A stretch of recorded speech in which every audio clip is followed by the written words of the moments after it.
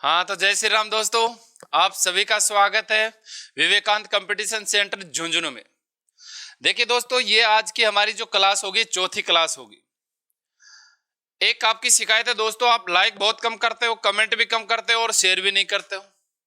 तो कृपया करके इसे शेयर करें अपने दोस्तों तक। यानी विद्या ऐसा ज्ञान है, जितना प्रचार करोगे उतना ज्यादा होगा। तो आइए दोस्तों, आज हम संविधान के वस्तुनिष्ठ प्रश्नों के महत्वपूर्ण प्रश्नों के बारे में यहाँ पर चर्चा कर रहे हैं। तो आज का हमारा पहला जो प्रश्न है वो है, भारतीय संविधान में 10वीं अनुसूची किसके द्वारा शामिल की गई थी? तो भारतीय संविधान में 10वीं अनुसूची को कब शामिल किया गया था? तो दोस्तों इसमें हम ऑप्शन देख रहे हैं कि पहला ऑप्शन ए में दे रखा है 49वां संविधान संशोधन, ये गलत है। 52वां संविधान संशोधन 1985। तो देखिए दोस्तों, 52वां संविधान संशोधन कब हुआ था? 1985 में हुआ था। प्रधानमंत्री थे उस समय देश के राजीव गांधी। तो राजीव गांधी के कार्यकाल के दौरान संविधान में कौन सी अनुसूची जोड़ी गई थी? 10वीं अनुसूची जोड़ी गई थी। और 10वीं अनुसूची का जो संबंध है वो किससे है? दल बदल से। दल बदल। दोस्तों मूल संविधान में हमारे पास 8 अनुसूचियां थी। वर्तमान में कितनी अनुसूचियां हैं? 12 अनुसूचियां हैं, यानी 4 अनुसूचियां बाद में जोड़ी गई थी। 9वीं अनुसूची प्रथम संविधान संशोधन 1951 में जोड़ी गई। 10वीं अनुसूची 52वां संविधान संशोधन 1985 में जोड़ी गई। 11वीं अनुसूची 73वां संविधान संशोधन 1992 में जोड़ी गई। और 12वीं अनुसूची 74वां संविधान संशोधन 1992 में जोड़ी गई थी। 11वीं और 12वीं दोनों 92 में जोड़ी गई थी। 11वीं से संबंधित है 73वां संविधान संशोधन और 12वीं से संबंधित है 74वां संविधान संशोधन। आइए दोस्तों देखते हैं क्वेश्चन नंबर 2। भारतीय संविधान के अनुसार किस राज्य की विधानसभा में, किसी राज्य की विधानसभा में अधिकतम और न्यूनतम कितने सदस्य हो सकते हैं? यानी राज्यों में जो विधानसभा होती है उस विधानसभा में अधिकतम सदस्य कितने हो सकते हैं और न्यूनतम सदस्य कितने हो सकते हैं? यह सदस्य संख्या दोस्तों 86वां संविधान संशोधन 2002 के दौरान निर्धारित की गई थी। आइए देखते हैं दोस्तों इसमें अब हमारा सही जो आंसर है वो क्या है। ऑप्शन ए में दे रखा है अधिकतम 50 हो सकती है और न्यूनतम अधिकतम 500 और न्यूनतम 50। तो ये गलत है दोस्तों। ऑप्शन बी में दे रखा है अधिकतम 400 और न्यूनतम 50। तो ये भी गलत है। ऑप्शन सी में है अधिकतम 500 और न्यूनतम कितनी है? 60। तो दोस्तों राज्य की जो विधानसभा होती है उसमें अधिकतम सीटें कितनी हो सकती हैं? 500 हो सकती है। और न्यूनतम सीटों की अगर बात की जाए तो न्यूनतम सीटें कितनी हो सकती हैं? 60 हो सकती है।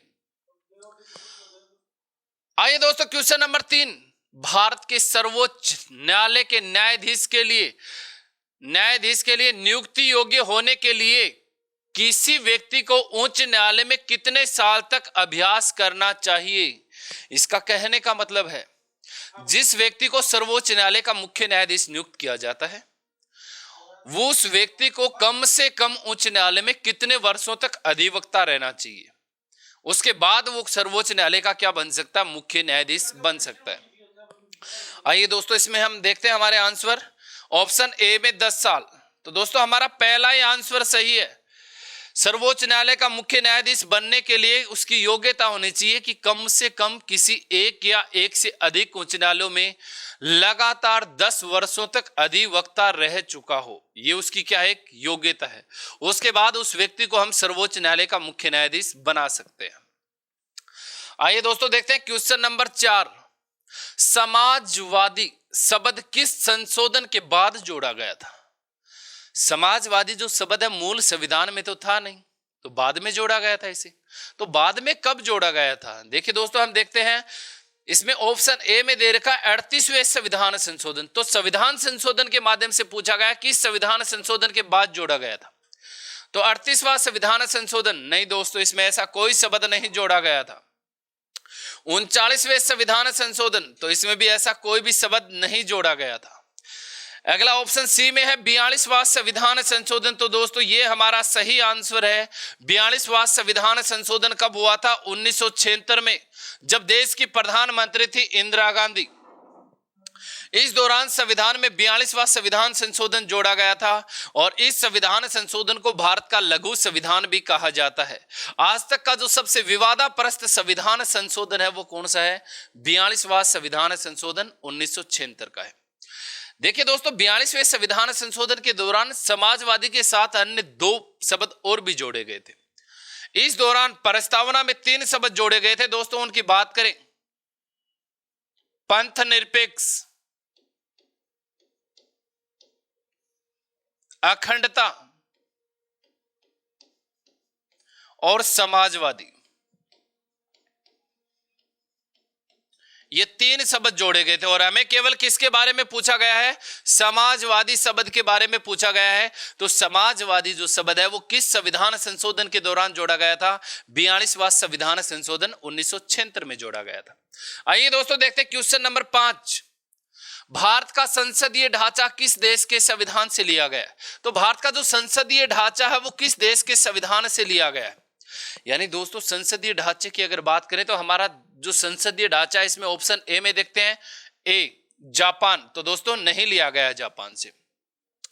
हमारा संसदीय ऑप्शन बी में क्या है? इंग्लैंड यानी ब्रिटेन। तो हमारा संसदीय जो ढांचा है वो किस देश के संविधान से लिया गया है? ब्रिटेन के संविधान से लिया गया है। आइए दोस्तों देखते हैं क्वेश्चन नंबर 6। निम्नलिखित में से कौन सी वर्ष पहली बार भारतीय राष्ट्रीय कांग्रेस विपक्ष में बैठी थी? अच्छा क्वेश्चन है। निम्नलिखित में से कौन सी वर्ष पहली बार भारतीय राष्ट्रीय कांग्रेस विपक्ष में बैठी थी? देखिए दोस्तों, इसकी अगर बात करें 1947 से लेकर 1964 तक देश के प्रधानमंत्री रहे थे पंडित जवाहरलाल नेहरू, तो ये कांग्रेस थी। 1964 से लेकर 66 तक देश के प्रधानमंत्री रहे थे लाल बहादुर शास्त्री, तो ये भी कांग्रेस ही थे। 1966 से लेकर 1977 तक देश की जो प्रधानमंत्री रही थी वो रही थी इंदिरा गांधी रही थी। और 1977 में जब लोकसभा के चुनाव हुए थे तो उस समय आपकी कांग्रेस को बहुमत नहीं मिला था। इस दौरान जनता पार्टी का प्रधानमंत्री बना था और जनता पार्टी का जो प्रधानमंत्री बना था यानी पहली बार गैर कांग्रेसी प्रधानमंत्री बने थे मोरारजी देसाई।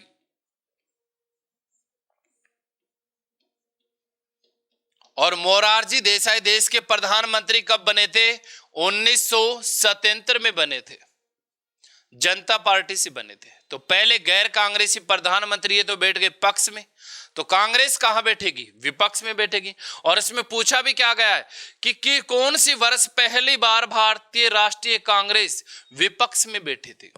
तो दोस्तों इसमें ऑप्शन ए में 1973 गलत, 1975 बी भी गलत, और सी में 1976 ये भी गलत, और डी हमारा आंसर क्या है? 1977। तो पहली बार राष्ट्रीय कांग्रेस जो है आपकी विपक्ष में कब बैठी थी? 1977 में बैठी थी। पहली बार 1977 में संसद के अंदर मान्यता प्राप्त विपक्ष का नेता बना था वाई.वी. चौहान को बनाया गया था 1977 में। इससे पहले कभी भी संसद के दौरान संसद के अंदर मान्यता प्राप्त विपक्ष का नेता नहीं बना था। विपक्ष का नेता बनने के लिए कम से कम 1/10 सीटों का बहुमत होना आवश्यक है और 2014 के पास बाद भी कोई भी विपक्ष का नेता नहीं है मान्यता प्राप्त, क्योंकि किसी भी दल के पास, बीजेपी को, भारतीय जनता पार्टी को छोड़ के किसी भी दल के पास 55 सीटें नहीं है। कांग्रेस के पास जो सीटें वर्तमान में 52 सीटें हैं, तो 52 सीटों से मान्यता प्राप्त विपक्ष का नेता नहीं बन सकता। केवल वर्तमान में जो भूमिका निभा रहा है वो निभाने वाला है अधीर रंजन चौधरी। तो दोस्तों भारतीय राष्ट्रीय कांग्रेस पहली बार विपक्ष में कब बैठी थी? 1977 में। क्वेश्चन नंबर 7, भारतीय संविधान का 73वां संशोधन किससे संबंधित है? 73वां संविधान संशोधन किससे संबंधित है? 73वां संविधान संशोधन लाया गया था 1992 में पारित हुआ था। 73वें संविधान संशोधन के दौरान आपने कौन सी अनुसूची जोड़ी थी? 11वीं अनुसूची जोड़ी थी। आइए दोस्तों देखते हैं कि 73वां संविधान संशोधन से संबंधित है कस्बा। नहीं दोस्तों, ऑप्शन ए में कस्बा है तो ये गलत है। ऑप्शन बी पंचायती राज। तो 73वें संविधान संशोधन के दौरान पंचायती राज संस्थाओं को संवैधानिक दर्जा दिया गया था। तो 73वें संविधान संशोधन का संबंध किसके साथ है? पंचायतों से है। तो इसमें हमारा सही आंसर दोस्तों क्या होगा? बी। आइए दोस्तों देखते हैं क्वेश्चन नंबर 8। किस संविधान संशोधन के अनुसार भारत के लोगों की मताधिकार के लिए न्यूनतम आयु 21 से 18 वर्ष कर दी गई? यानी वर्तमान में हमारी जो वयस्क मताधिकार की आयु है वो कितनी है? 18 वर्ष है। अब पहले ये कितनी हुआ करते थे? 21 वर्ष हुआ करती थी। अब इसमें पूछा गया कि संविधान संशोधन के दौरान ये वयस्क मताधिकार की जो आयु है 21 वर्ष से घटाकर कितनी कर दी गई? 18 वर्ष की गई थी। तो आइए दोस्तों इसमें देखते हैं हमारा सही आंसर ढूंढेंगे। ऑप्शन ए में दे रखा है 59वें संविधान संशोधन के दौरान। नहीं दोस्तों, 60वें संविधान संशोधन के दौरान नहीं, 61वें संविधान संशोधन के दौरान। तो आपका सही आंसर है 61वां संविधान संशोधन। और 61वां संविधान संशोधन कब हुआ था? 1989 में हुआ था। 61वां संविधान संशोधन जब हुआ था तो देश के प्रधानमंत्री थे राजीव गांधी। आइए दोस्तों देखते हैं क्वेश्चन नंबर 9। भारतीय संविधान में 11वां मौलिक अधिकार कौन से संशोधन के बाद जोड़ा गया? यानी वर्तमान हमारे संविधान में कितने मौलिक अधिकार हैं? मौलिक अधिकार दोस्तों इसमें थोड़ा सा संशोधन करना पड़ेगा। क्वेश्चन में भारतीय संविधान में 11वां मौलिक अधिकार कौन सी संशोधन के बाद जोड़ा गया था? तो मौलिक अधिकार तो 11 है नहीं, हमारे पास 6 हैं वर्तमान में। तो मौलिक अधिकार शब्द के स्थान पे कौन सा आएगा? मूल अधिकार। मौलिक कर्तव्य, देखिए दोस्तों इसमें संशोधन कर रहे हैं हम यहां पे थोड़ा सा। तो मौलिक अधिकार को काटेंगे यहां से और कर्तव्य जोड़ेंगे। तो 11वां मौलिक कर्तव्य कब जोड़ा गया था? अब ये सही क्वेश्चन है क्योंकि 11 मौलिक अधिकार है नहीं हमारे पास। मौलिक अधिकार कितने हैं? 6। तो भारतीय संविधान में 11वां मौलिक कर्तव्य कौन से संशोधन के बाद जोड़ा गया था? मूल संविधान में एक भी मौलिक कर्तव्य नहीं था हमारे पास। 10 मूल कर्तव्य जोड़े थे हमने। कब जोड़े थे? 42वां संविधान संशोधन 1976 में जोड़े थे। और उसके बाद वर्तमान में कितने मौलिक कर्तव्य? 11 मौलिक कर्तव्य है। तो 11वां मौलिक कर्तव्य आपने कब जोड़ा था? तो दोस्तों इसमें 42वां संविधान संशोधन 1976 में तो पहली बार 10 मूल कर्तव्य जोड़े गए थे। 43वां संविधान संशोधन, इसका भी संबंध इससे नहीं है क्योंकि 43वां संविधान संशोधन 1978 में लाया गया था मोरारजी देसाई के द्वारा। 86वां संविधान संशोधन 2002। तो दोस्तों यही हमारा सही आंसर है कि 11वां मूल कर्तव्य किस संविधान संशोधन के दौरान जोड़ा गया था? 86वें संविधान संशोधन के दौरान 2002 में जोड़ा गया था। Question number 10। भारत के कितने राष्ट्रपति निर्विरोध चुने गए? आज तक भारत के ऐसे कितने व्यक्ति हैं जो राष्ट्रपति बने और निर्विरोध चुने गए? तो दोस्तों इसमें ऑप्शन ए में दे रखा है 1। तो यही हमारा सही आंसर है। भारत का आज तक एकमात्र ऐसा राष्ट्रपति है जो निर्विरोध चुना गया था और जिसका नाम है नीलम संजीव रेड्डी। ये राष्ट्रपति बना था दोस्तों 1977 में। लोकसभा अध्यक्ष के पद से इसने इस्तीफा दिया था और इस दौरान राष्ट्रपति पद के लिए 36 नामांकन भरे गए थे। लेकिन किस्मत अच्छी थी इसकी, 36 के 36 क्या हो गए? रद्द हो गए। एक ही फार्म बचा था, किसका? नीलम संजीव रेड्डी का। और इसे निर्विरोध देश का क्या बना दिया गया? राष्ट्रपति बना दिया गया। नीलम संजीव रेड्डी ने इससे पहले 1969 यानी 1969 में भी लोकसभा पद से अध्यक्ष के पद से इस्तीफा दिया था और राष्ट्रपति का चुनाव लड़ा था इसने। 1969 के दौरान इसे वीवी गिरी के द्वारा पराजित किया गया और ये राष्ट्रपति का चुनाव हार गए। एक ऐसा राष्ट्रपति जो राष्ट्रपति बनने से पहले 2 बार लोकसभा अध्यक्ष रह चुका हो, वो भी कौन है? नीलम संजीव रेड्डी। और देश का एकमात्र राष्ट्रपति जो निर्विरोध चुना गया हो 1977 में, वो कौन है? नीलम संजीव रेड्डी। तो आज तक कितने राष्ट्रपति निर्विरोध चुने गए हैं? एक राष्ट्रपति निर्विरोध चुना गया। Question number 11। भारत का अटॉर्नी जनरल किसके द्वारा नियुक्त किया जाता है? यानी भारत का अटॉर्नी जनरल मतलब महान्यायवादी। महान्यायवादी जो देश का सबसे बड़ा विधि अधिकारी होता है, भारत सरकार को कानूनी सलाह देता है। तो अटॉर्नी जनरल यानी महान्यायवादी की नियुक्ति किसके द्वारा की जाती है? तो ऑप्शन ए में दे रखा प्रधानमंत्री। नहीं दोस्तों, प्रधानमंत्री इसकी नियुक्ति नहीं करता है। ऑप्शन बी में है राष्ट्रपति। तो अटॉर्नी जनरल यानी महान्यायवादी की नियुक्ति किसके द्वारा की जाती है दोस्तों? राष्ट्रपति के द्वारा की जाती है। क्वेश्चन नंबर 12, राष्ट्रपति द्वारा अध्यादेश जारी किया जाता है जब, यानी राष्ट्रपति के द्वारा अध्यादेश कब जारी किया जाता है? तो स्थिति तो क्या रहती है दोस्तों कि अध्यादेश यानी कोई भी कानून बनाएंगे हम, तो कानून बनाएंगे लोकसभा, राज्यसभा और राष्ट्रपति तीनों की हमें क्या रहती है? आवश्यकता रहती है। लेकिन इनमें ऐसा कौन सा सदन है जो अस्थायी है, जो कभी भंग भी कर दिया जाता है, स्थगित भी कर दिया जाता है? तो ऐसा हमारे पास जो सदन है वो है लोकसभा। तो लोकसभा जब सदन में नहीं होती है, कार्यवाही में नहीं होती है, तो राष्ट्रपति अध्यादेश जारी कर सकता है। कब करता है? जब राष्ट्रपति को लगता है कि अध्यादेश जारी किया जाना चाहिए। नहीं, ऐसा नहीं है। जब उच्चतम न्यायालय राष्ट्रपति को परामर्श देता है। नहीं, उच्चतम न्यायालय के परामर्श से राष्ट्रपति अध्यादेश जारी नहीं करेगा। जब मंत्री परिषद राष्ट्रपति को परामर्श देती है, तो दोस्तों ये इसका सही आंसर है। जब मंत्री परिषद राष्ट्रपति को परामर्श देती है कि अध्यादेश जारी किया जाना चाहिए, तो राष्ट्रपति अध्यादेश जारी करता है। राष्ट्रपति के द्वारा जारी किए गए अध्यादेश की अधिकतम समय सीमा होती है 6 महीने। 6 महीने के बाद जैसे ही नवनिर्मित लोकसभा बनती है, तो नवनिर्मित लोकसभा को प्रथम 6 सप्ताह में पारित करना होता है। अगर लोकसभा इसे पारित नहीं करती है, तो ये अध्यादेश स्वतः ही क्या हो जाता है? समाप्त हो जाता है। अगर पारित कर देती है, तो ये स्थायी कानून के रूप में लागू हो जाता है। अगला देखते हैं दोस्तों, क्वेश्चन नंबर 13। क्वेश्चन नंबर 13 में हमें क्या दिया गया है? सुप्रीम कोर्ट के मुख्य न्यायाधीश के सेवानिवृत्त होने की आयु क्या है? यानी कितने वर्ष की आयु तक सर्वोच्च न्यायालय का मुख्य न्यायाधीश अपने पद पर रह सकता है? सुप्रीम कोर्ट के मुख्य न्यायाधीश की सेवानिवृत्ति होने की आयु क्या है? इसका आसान भाषा में बता देता हूं आपको कि सर्वोच्च न्यायालय का मुख्य न्यायाधीश कितनी वर्ष की आयु तक अपने पद पर बना रह सकता है। तो दोस्तों इसमें दे रखा ऑप्शन ए में 62 वर्ष। नहीं दोस्तों, ऐसा कोई प्रावधान नहीं है। ऑप्शन बी में है 65 वर्ष। तो जब तक सर्वोच्च न्यायालय के मुख्य न्यायाधीश की आयु 65 वर्ष नहीं हो जाती, तब तक वो अपने पद पर बना रहेगा। भारत के संविधान में कौन सा शब्द नहीं है?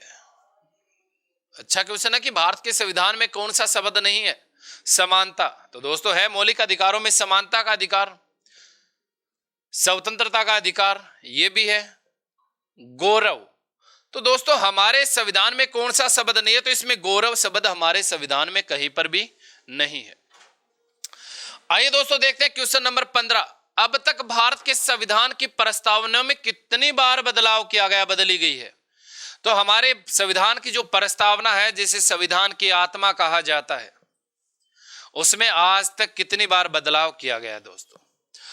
तो इसमें ऑप्शन ए में हमें दे रखा है 1 बार। तो दोस्तों बिल्कुल सही है कि हमारे संविधान की जो प्रस्तावना उसमें आज तक 1 बार संशोधन हुआ है।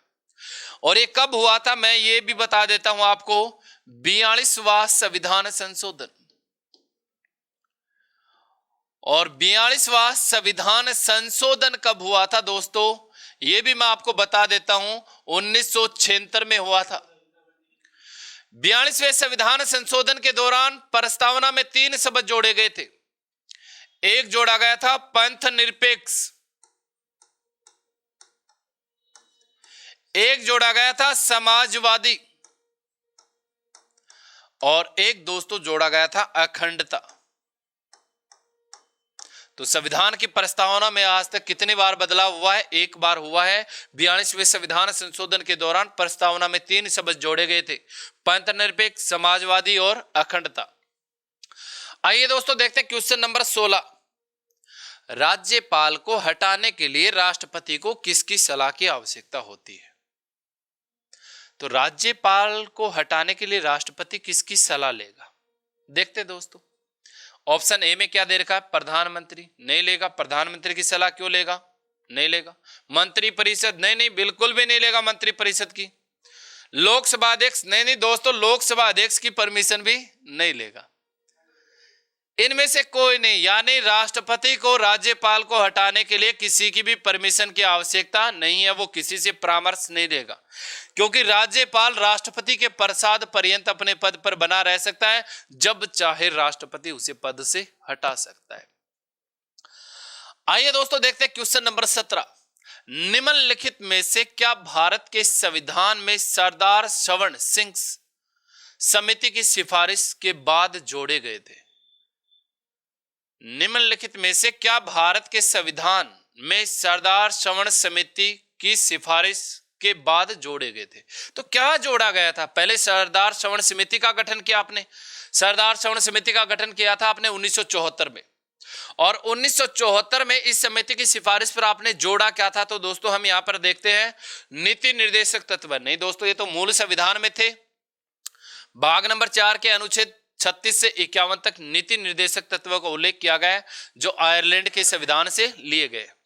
मौलिक अधिकार, ये भी मूल संविधान में थे। भाग नंबर 3 अनुच्छेद 12 से 35 मौलिक कर्तव्य अमेरिका के संविधान से लिए गए। मौलिक कर्तव्य, तो दोस्तों ये मूल संविधान में नहीं थे। तो सरदार सवर्ण समिति की सिफारिश पर 42वां संविधान संशोधन 1976 के दौरान कितने मूल कर्तव्य जोड़े गए थे? 10 मूल कर्तव्य जोड़े गए थे। लेकिन बात करें वर्तमान संविधान की, तो वर्तमान संविधान में कितने मूल कर्तव्य दोस्तों? 11 मूल कर्तव्य हमारे पास। और 11वां जो मूल कर्तव्य जोड़ा गया था वो 86वां संविधान संशोधन। और 86वां संविधान संशोधन कब हुआ था? 2002 में। 6 से 14 वर्ष तक के बच्चों को निःशुल्क शिक्षा दी जाएगी, ये हमारा 11वां मूल कर्तव्य था। दोस्तों क्वेश्चन नंबर 18, राज्यसभा में राज्यवार सीटों का आधार क्या है? यानी राज्यसभा की जो आपने सीटें निर्धारित कर रखी हैं, वर्त अधिकतम हो सकती है 250, वर्तमान में है 245। तो इन सीटों को निर्धारित आपने किसके आधार पे किया था? इसने साफ साफ शब्दों में यही पूछा आपसे। तो देखिए दोस्तों, क्षेत्रफल के आधार पे नहीं, जनसंख्या के आधार पे, सी में ए और बी दोनों के आधार पे, डी इनमें से कोई नहीं। तो है तो इनमें से ही, तो इनमें से है तो दोस्तों हमारा आंसर क्या है? जनसंख्या। जो राज्यसभा की सीटें निर्धारित की गई थी वो जनसंख्या के आधार पे, प्रत्येक 10 लाख की जनसंख्या पर एक सीट का निर्धारण किया गया था। कब निर्धारित की गई थी? 86वां संविधान संशोधन। और 86वां संविधान संशोधन कब हुआ था? 2002 में हुआ था। 86वें संविधान संशोधन के मुताबिक राज्यसभा में अधिकतम सदस्य संख्या कितनी हो सकती है? अधिकतम सदस्य संख्या हो सकती है 250, जिसमें से 12 मनोनीत होंगे और 238 निर्वाचित होंगे। अनुच्छेद 171 के अनुसार, सॉरी दोस्तों, अनुच्छेद 80 के अनुसार राज्यसभा में राष्ट्रपति के द्वारा 12 सदस्य मनोनीत किए जाते हैं, जिनका संबंध समाज सेवा, कला, साहित्य व खेलकूद से होता है। कौन सी जनसंख्या के आधार पर निर्धारित की गई थी? तो दोस्तों जनगणना थी 1971 की। 1971 की जो जनसंख्या की जनगणना की गई थी उसके आधार पर इन सीटों का आवंटन किया गया था। कब तक के लिए इसमें कोई भी फेरबदल नहीं हो सकता? तो दोस्तों 2026 तक ये यथावत रहेंगी, इसमें आप कोई भी परिवर्तन नहीं कर सकते। तो हमारा सही आंसर क्या है दोस्तों? इसमें जनसंख्या, कि राज्यसभा की सीटों का आधार क्या है? जनसंख्या है। और कौन सी जनसंख्या? 1971 वाली जनगणना के आधार पर। दोस्तों क्वेश्चन नंबर 19, ब्लॉक स्तर पर प्रशासनिक प्राधिकरण कौन सा है? ब्लॉक स्तर का मतलब आपके तहसील पे। तो ब्लॉक स्तर पर देखिए दोस्तों, जिला पंचायत, पंचायत समिति। तो इसमें आपका सही आंसर क्या होगा? पंचायत समिति, क्योंकि सबसे नीचे ग्राम सभा, ग्राम पंचायत, पंचायत समिति, जिला परिषद। लेकिन त्रिस्तरीय की बात करें, मध्य स्तर, ब्लॉक स्तर पर पूछा जाए तो ब्लॉक स्तर पे कौन सा होता है? पंचायत समिति होती है। आइए दोस्तों क्वेश्चन नंबर 20, कार्यालय से त्यागपत्र देने वाले भारत के पहले प्रधानमंत्री कौन थे? तो इसमें पूछा है कि साफ साफ शब्दों में ऐसे प्रधानमंत्री का नाम बताओ जो पहला प्रधानमंत्री था जिसने त्याग पत्र दे दिया? तो आइए दोस्तों इसमें देखते हैं। अटल बिहारी वाजपेयी। दिया तो अटल बिहारी वाजपेयी ने भी था त्याग पत्र। 1996 में विश्वास प्रस्ताव पारित होने से पहले इस बंदे ने त्याग पत्र दे दिया था। लेकिन इससे आगे और चलते हैं। मोरारजी देसाई। मोरारजी देसाई ने 1969 में अविश्वास प्रस्ताव पारित होने से पहले क्या दे दिया? त्याग पत्र दे दिया। राजीव गांधी, इसने त्याग पत्र दिया ही नहीं था। विश्वनाथ प्रताप सिंह, इसने भी नहीं दिया। तो पहले प्रधानमंत्री कौन से थे जिन्होंने कार्यालय से त्याग पत्र दे दिया? मोरारजी देसाई। 1979 की अगर बात करें तो इनके खिलाफ अविश्वास प्रस्ताव लाया गया था दूसरी बार, और अविश्वास प्रस्ताव पारित होने से पहले इस बंदे ने क्या समा दिया? त्याग पत्र दे दिया था। तो कार्यालय से त्याग पत्र देने वाले भारत के पहले प्रधानमंत्री कौन है? मोरारजी देसाई हैं। क्वेश्चन नंबर 21, पहले आम चुनाव में लोकसभा में कितने सदस्य थे?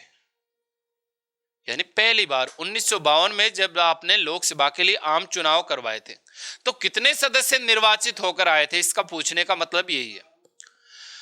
तो पहले लोकसभा का गठन किया गया तो उस समय अधिकतम सदस्यों का संख्या का प्रावधान था 500, और निर्वाचित होकर कितने आए थे वहीं पर देखते हैं कि 280। नहीं दोस्तों, ऐसा नहीं हो सकता कि 500 अधिकतम और 289 आए।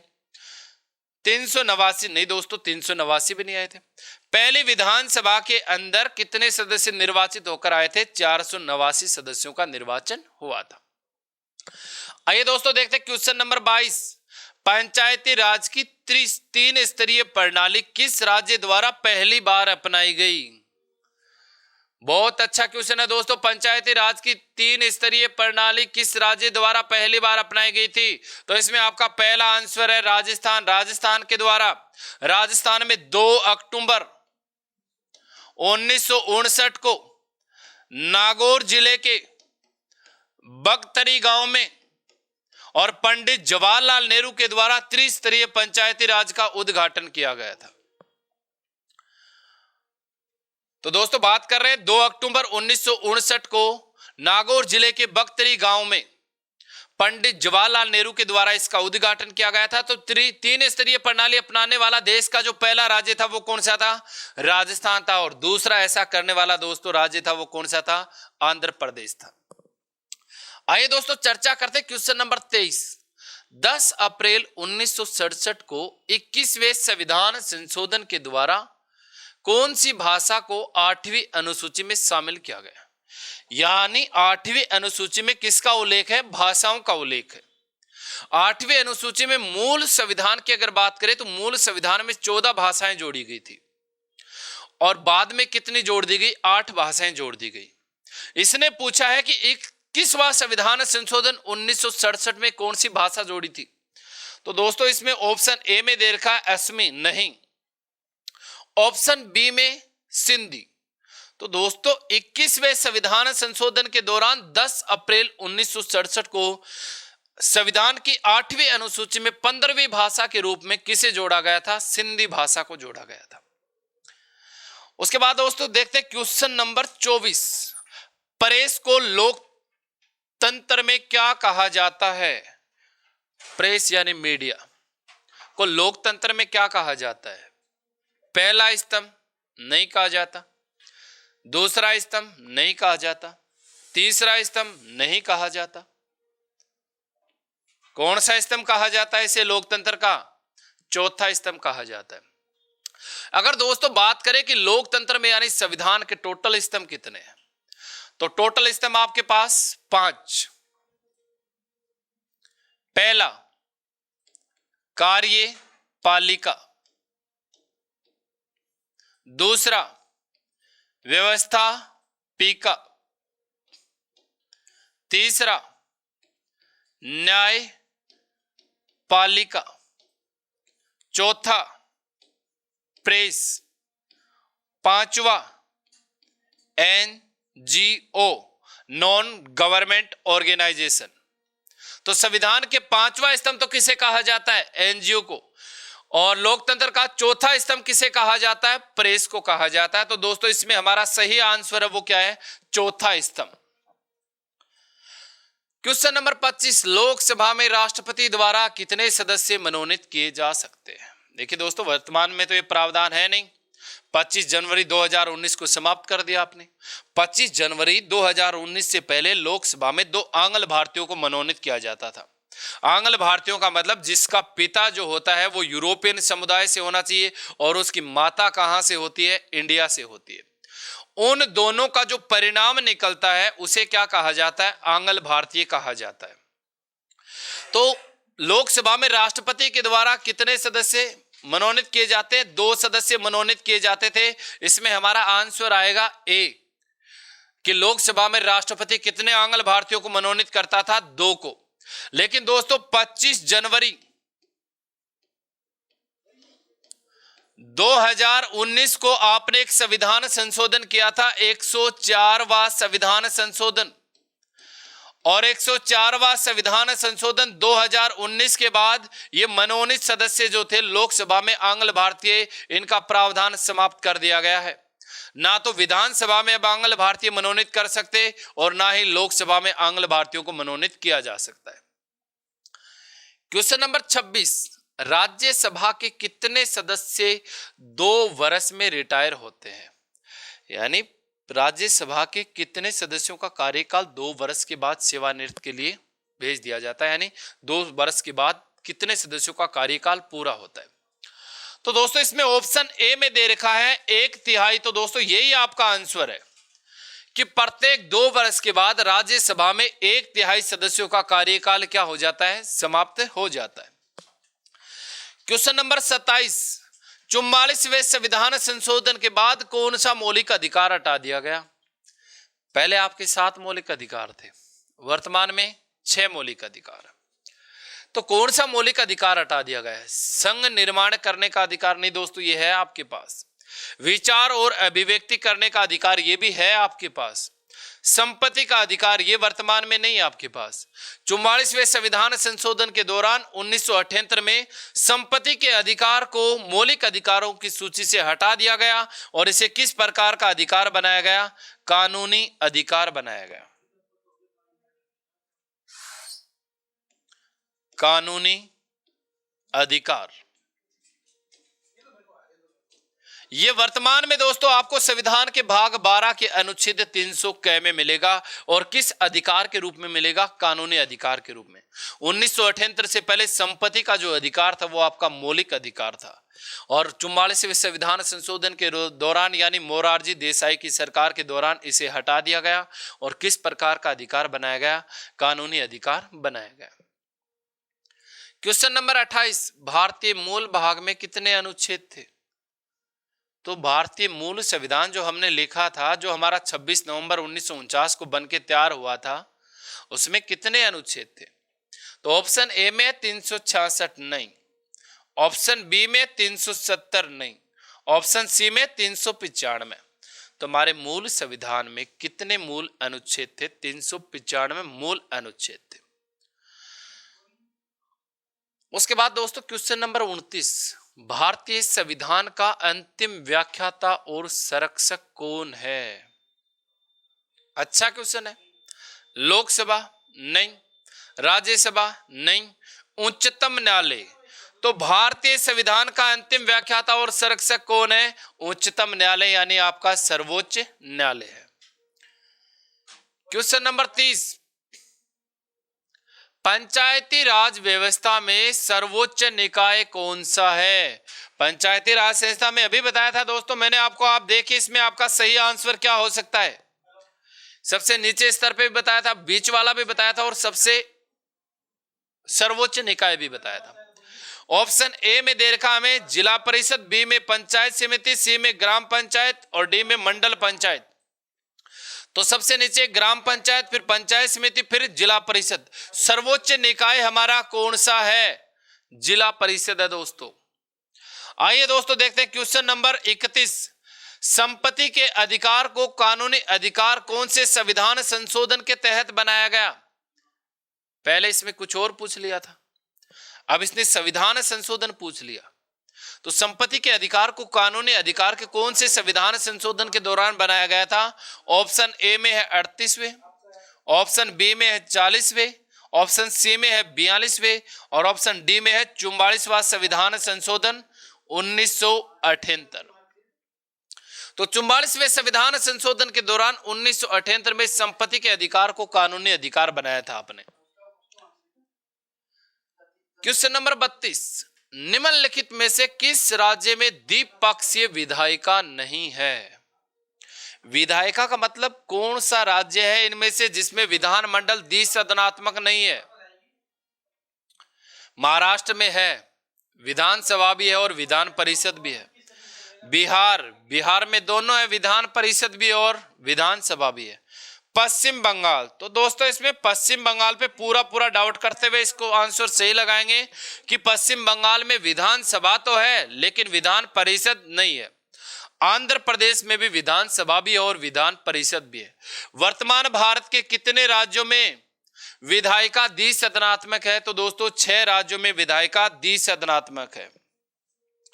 उसके बाद दोस्तों देखते हैं क्वेश्चन नंबर 33, निम्नलिखित में से कौन से वर्षों में राष्ट्रीय आपातकाल घोषित किया गया है? यानी दोस्तों राष्ट्रीय आपातकाल आज तक 3 बार लागू हुआ है। पहली बार भारत चीन युद्ध के दौरान, दूसरी बार भारत पाकिस्तान युद्ध के दौरान और तीसरी बार आंतरिक अशांति शब्द के स्थान पर लगाया गया था इसे। तो पहली बार 1961 में, दूसरी बार नहीं दोस्तों, पहला 72 नहीं है इसमें। ऑप्शन बी में 72, 71, 77 ये भी दोस्तों गलत है इसमें। सी में 1965, 1962, 1971 ये भी बहुत ज्यादा गलत है इसमें। तो डी में 1962, 1971, 1975। तो हमारा सही आंसर है वो क्या है? डी है। 1962 में हुआ था भारत और चीन का युद्ध, 1971 में हुआ था भारत और पाकिस्तान का युद्ध और 1975 में आंतरिक अशांति शब्द के स्थान पर राष्ट्रीय आपातकाल लागू किया गया था। तो आज तक 3 बार लागू हुआ, 1962, 1971, 1975।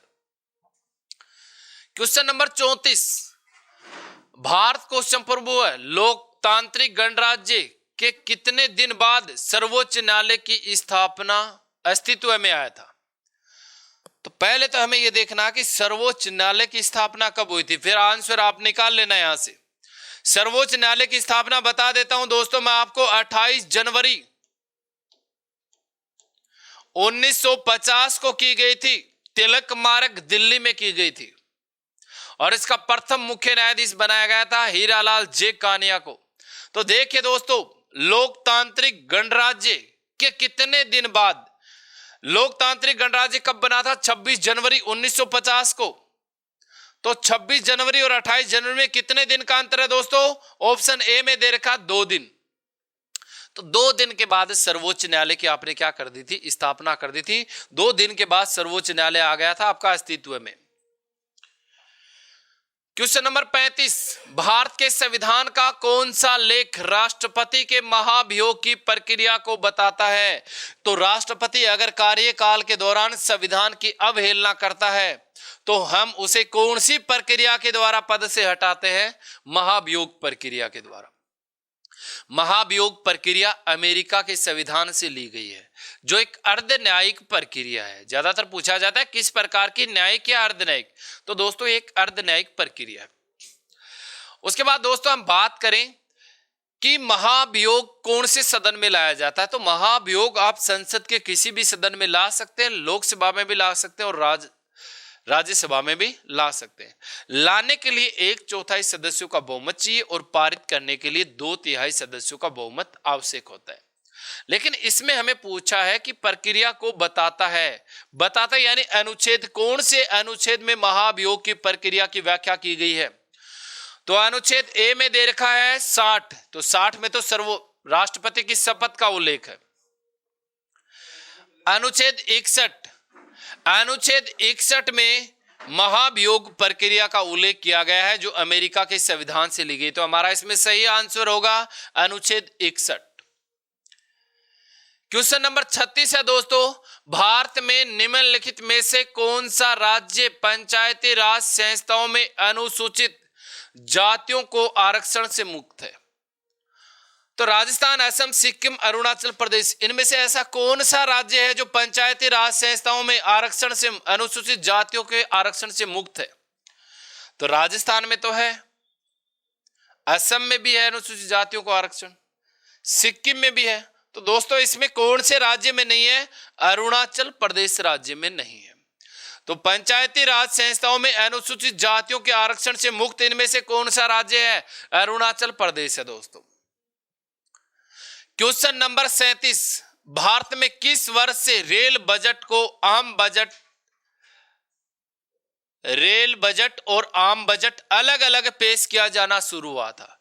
तो इसका कहने का मतलब है भारत में पहली बार रेलवे बजट को आम बजट से अलग कब किया गया था? तो देखिए दोस्तों, इसके बारे में मैं आपको बता देता हूं कि 1924 यानी भारत शासन अधिनियम 1919 के तहत 1924 में एडवर्ड समिति की स्थापना की गई थी और एडवर्ड समिति के आधार पर पहली बार रेलवे बजट को आम बजट से अलग किया था आपने। तो इसमें ऑप्शन ए में 1920 गलत, 1922 गलत, सी में 1924। तो पहली बार रेलवे बजट को आम बजट से अलग पेश कब किया गया था? 1924 में पेश किया गया था। कौन सी समिति की सिफारिश पर? एडवर्ड समिति की सिफारिश पर। आइए दोस्तों देखते हैं क्वेश्चन नंबर 38, राज्य का एडवोकेट जनरल किसके प्रसाद के रूप में कार्य करता है? इसका कहने का मतलब है कि राज्य का एडवोकेट जनरल यानी महाधिवक्ता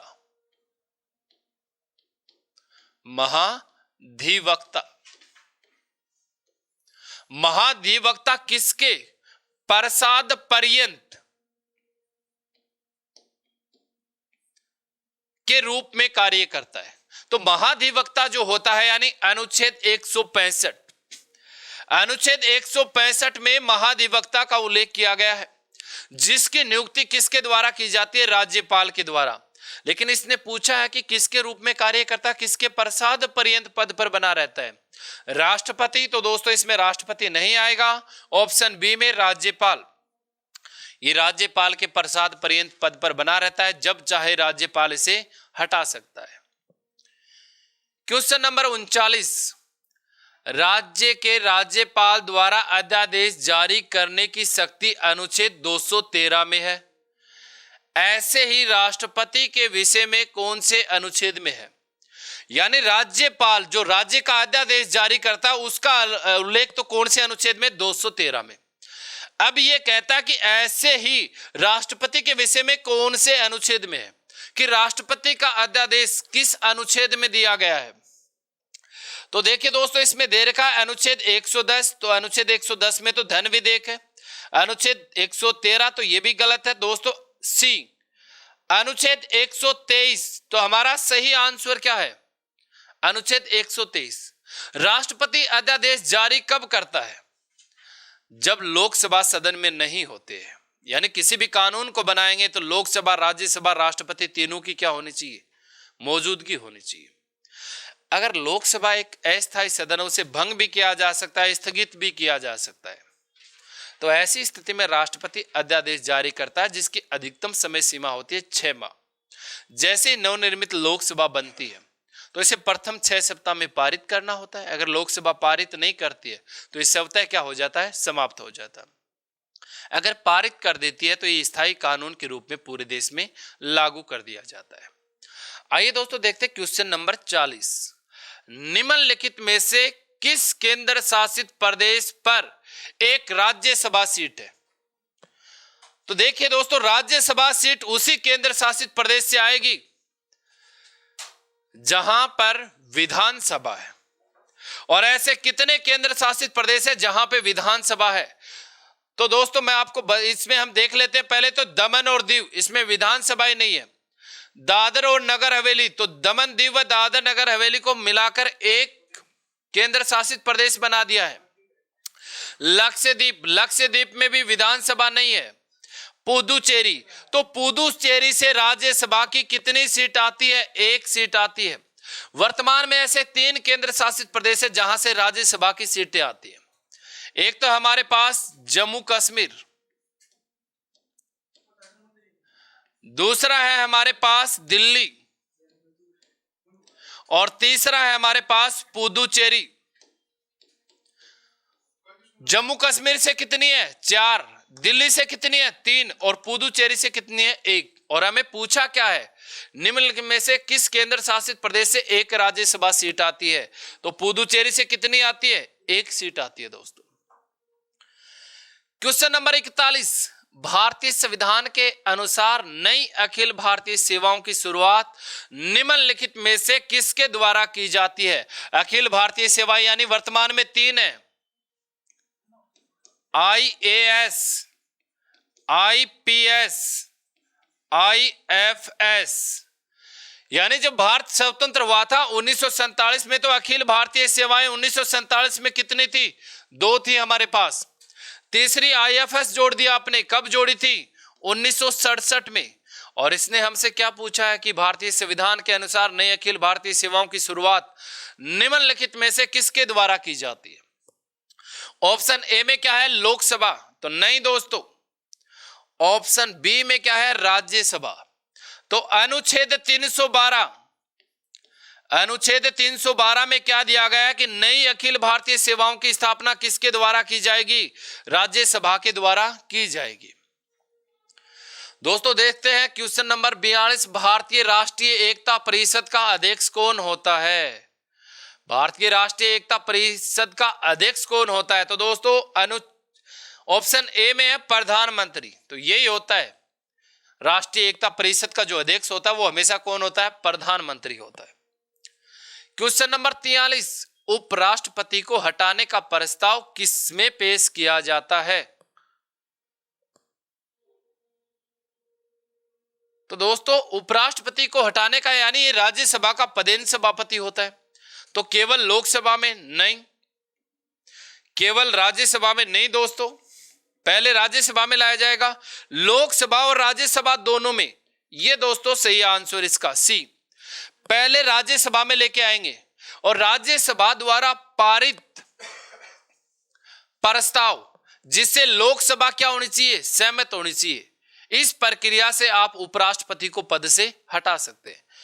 राज्यसभा में 2/3 सदस्यों के बहुमत से पारित होना चाहिए प्रस्ताव, और लोकसभा में 50+1 यानी साधारण बहुमत से क्या होना चाहिए? पारित होना चाहिए। क्वेश्चन नंबर 44, निम्नलिखित में से कौन फांसी की सजा को क्षमा कर सकता है? ये तो दोस्तों आप खुद ही बता देंगे कि निम्नलिखित में से ऐसा कौन है भारत में जो फांसी की सजा को भी क्या कर सकता है? माफ कर सकता है।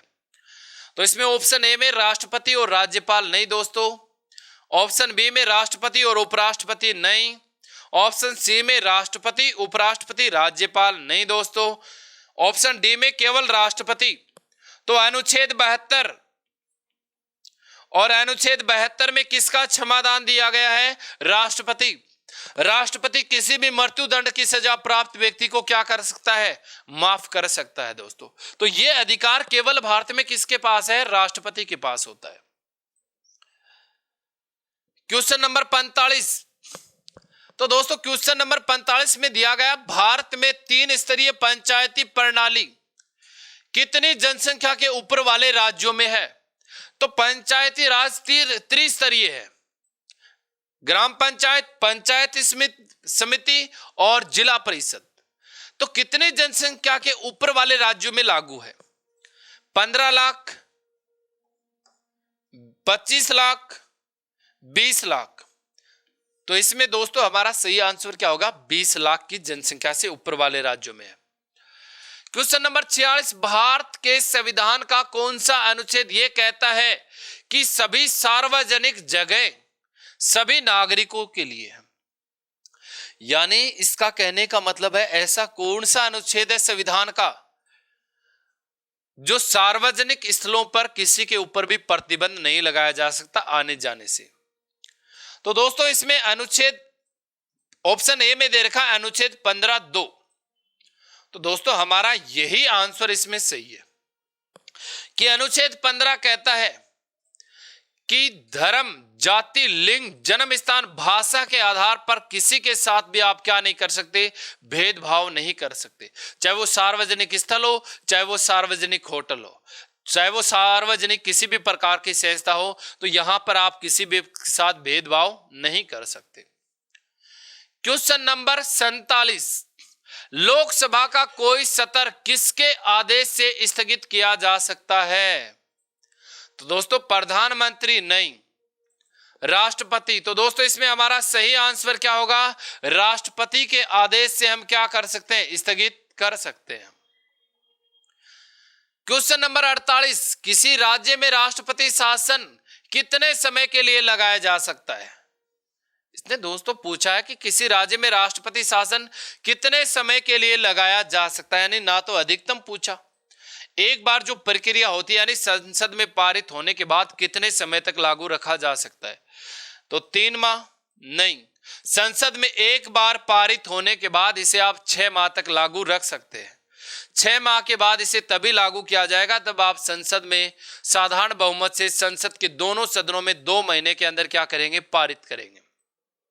इसी प्रकार 6-6 महीने करके अधिकतम 3 वर्ष तक इसे आप लागू रख सकते हैं। 3 वर्ष के बाद लागू रखना चाहेंगे तो इसके लिए आपको संविधान संशोधन करना पड़ेगा। तो कितने समय के लिए लगाया जा सकता है? 6 महीने के लिए। आइए दोस्तों देखते हैं क्वेश्चन नंबर 49, राज्यसभा की स्थापना कब हुई थी? बड़ा आसान क्वेश्चन है। तो राज्यसभा की स्थापना कब हुई थी? 1948 नहीं दोस्तों, 1949 नहीं। पहली राज्यसभा का गठन जो किया गया था वो कब किया गया था? 1952 में किया गया था। तो दोस्तों कमेंट करके जरूर बताएंगे कि हमारी क्लास आपको कैसे लगी, अपने दोस्तों के साथ शेयर करेंगे। जय हिंद, जय भारत दोस्तों।